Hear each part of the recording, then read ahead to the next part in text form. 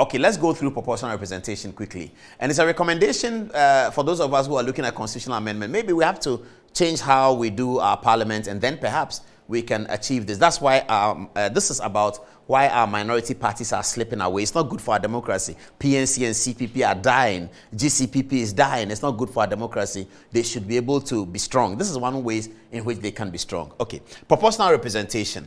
The principle of proportional representation is the principle that parties should be represented in an assembly or parliament in direct proportion to their overall electoral strength, their percentage of seats equaling the percentage of votes. The term is generally used to refer not to a single method of election, but to a variety of electoral mechanisms, those able to secure proportional outcomes or at least a high and reliable degree of proportionality. The best known proportional representation systems are the party list system, the single transferable vote system, and the additional member system. Okay, we can talk about that. We'll show you the South African Parliament and the French Parliament. Now, let me explain to you what it is. So, if Ghana were doing a proportional representation, we do not vote for members of parliament. We don't vote for them.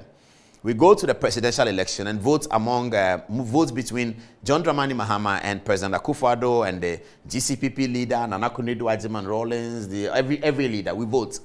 So when we finish the election, Akufo-Addo receives 51 point something percent of the total votes. John Dramani Mahama receives 48 point something percent. GCPP get 3 point something percent.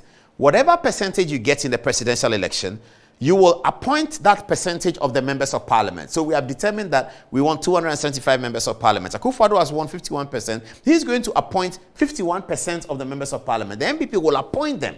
There's no parliamentary election. Nobody stands on Ododo to be elected. Ododo is represented in the parliament, but the person who goes there is appointed by the president. And the president is appointing in those constituencies that he won.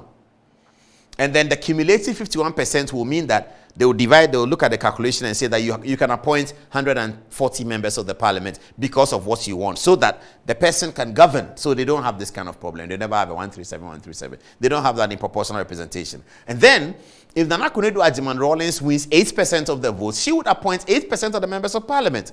So small parties don't die, and they are very useful. So when there's a close gap like that, very close, the small parties provide the catalyst. They become the coalition governments.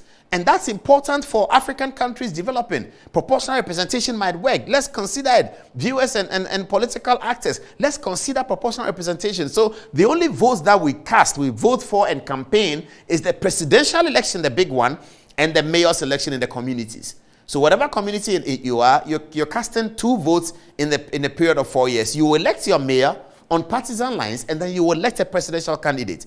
And whatever a presidential candidate garners, he appoints that number to the parliament. That's what happens in South Africa. So the African National Congress won elections with Nelson Mandela as the presidential candidate. In South Africa, they have an interesting situation. The president is part of those the party appoints to parliament. So every South African president is a member of his parliament. So Jacob Zuma was a member of the parliament appointed by the ANC over there to represent the percentage of votes they got in the presidential election. The current president, Cyril Ramaphosa, is a member of parliament. Mandela was in the parliament. Whatever his name is, Mandela's deputy, Thabo Mbeki, was a member of the parliament. That's the beauty of the South African one. So they don't run for parliamentary elections. So the EFCC, that's the guy's party, the new kid on the block in South Africa, those who wear the red.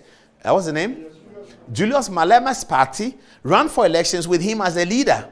And they got a certain percentage of the votes, I think it was 11%, so they are to appoint 11% of the members of parliament. Maybe that will work. With that kind of situation, the big advantage is that the people who don't want to go through the rough and tumble of elections, but who may have something very useful to offer, can be appointed to parliament. So Akufo-Addo would have been appointing people to parliament. The MPP will work it out, and usually before the elections, they already know. And when he's going on campaign, he tells the people that if I am elected, I get the majority, this person whom you like is going to be in parliament, this one is going to be in parliament. That's the way it runs over there. Maybe, just maybe, we should consider keenly proportional representation. I'll just show you just a photograph of the chamber of the parliament of France, where this began. In any case, the French have now shifted into another system. But this is the chamber of the French parliament. This is the home of proportional representation. That's how it started way back, and that's what the French used to do.